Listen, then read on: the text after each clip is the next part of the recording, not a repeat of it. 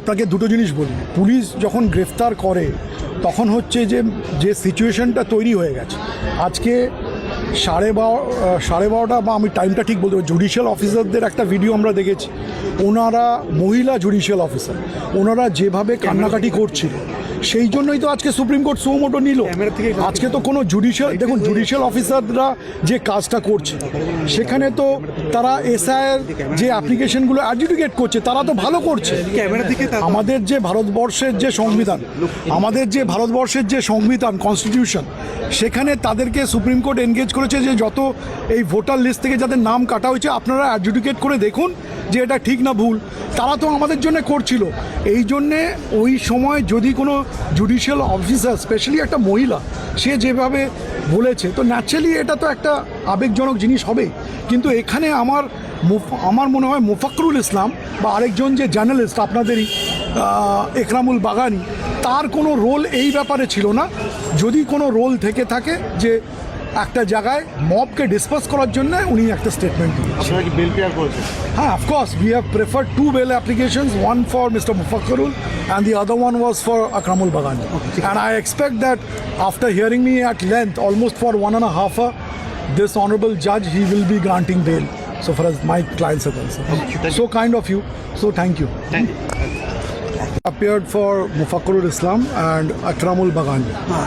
আদালতে এনআইএর তরফে যে বিশেষ সাবমিশন ছিল তাতে বলা হচ্ছে যে মুফাক্করুলের হচ্ছে ভূমিকা ছিল বা রোল ছিল হচ্ছে ফিশি বা হচ্ছে রহস্যজনক। আপনারা সেটা কাউন্টার করলেন, কি আপনার দাবি করা হলো? এনআইএ কাস্টাডির আবেদন করা হয়েছে, সেক্ষেত্রে আপনারা বেল পেয়ার? First of all, I would just like to state one thing, that because Mufakkarul Islam is part of a legal fraternity, I think as an officer of the court and being a member of the Honorable High Court, it was my utmost duty to appear and protect him. Now the question which you have raised, that so far as the allegations, we all must remember one thing, the allegations which are initially made are prima facie in nature. বাংলায় বলে একটু সুবিধা হয়, বাংলায় বলে দিচ্ছি, বাংলায় channel তো প্রাইমা ফেসি যে অ্যালিগেশনসগুলো দেওয়া হয়, আমি কোথায় তোমার, তাই জন্যে আজকে সুমোটো যেটা সুপ্রিম কোর্ট অফ ইন্ডিয়া, যেটাকে নিয়ে ইনভেস্টিগেশনটা এনআইএর হাতে দিয়ে আজকে এনআইএকে ইনভেস্টিগেশন দিয়েছে যাতে ফেয়ার ইনভেস্টিগেশন করা হোক। কারণ আপনারা সবাই জানেন ইতিমধ্যে, আমার যতদূর মনে হয়, আমি যতগুলো ভিডিও দেখেছি সোশ্যাল মিডিয়া বা এর আগে যে কোনো আর আনন্দ বা যেখানে দেখিয়েছে, আমি যতদূর পেয়েছি যে এই মুফাক্করুল ইসলাম চেষ্টা করেছে গভর্নমেন্টের সাথে অ্যাসিস্ট করে যাতে এই মব যেটা ওখানে একটা আনলফুল অ্যাসেম্বলি হয়েছিল তাদেরকে সরিয়ে দিতে। আমি এখন অবধি এটা প্রাইমা ফেসি যা পেয়েছি যে এর যুক্ত থাকার কোনো নেই। যে এটাই আমরা এক্সপেক্ট করি যে অফিসার অফ দ্য কোর্ট, কোনো জুডিশিয়াল অফিসার তাদের এটা যে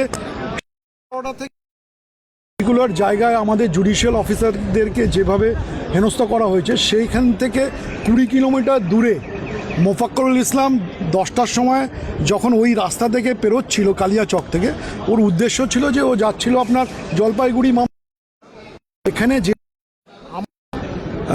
কাছে যা ইনফরমেশন, ও সোশ্যাল মিডিয়ায় একটু খুব পপুলার, ওখানকার লোকরা ওকে চিনতে পারে, সেই জন্যে ওকে বলে যে আপনাকে রিকোয়েস্ট করছি আপনি কিছু বলুন।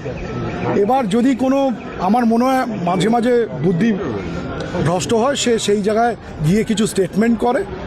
এই স্টেটমেন্টের পরে আমার দেখা নিজে যে পুলিশ অফিসার্সরা ওনার কাছ থেকে অ্যাসিস্ট্যান্স নিয়েছে যে আপনি একটু সাহায্য করুন যাতে মবটা ডিসপাস করা হয়, এটাই আমি বলতে চাই। সেই পুলিশই ওনাকে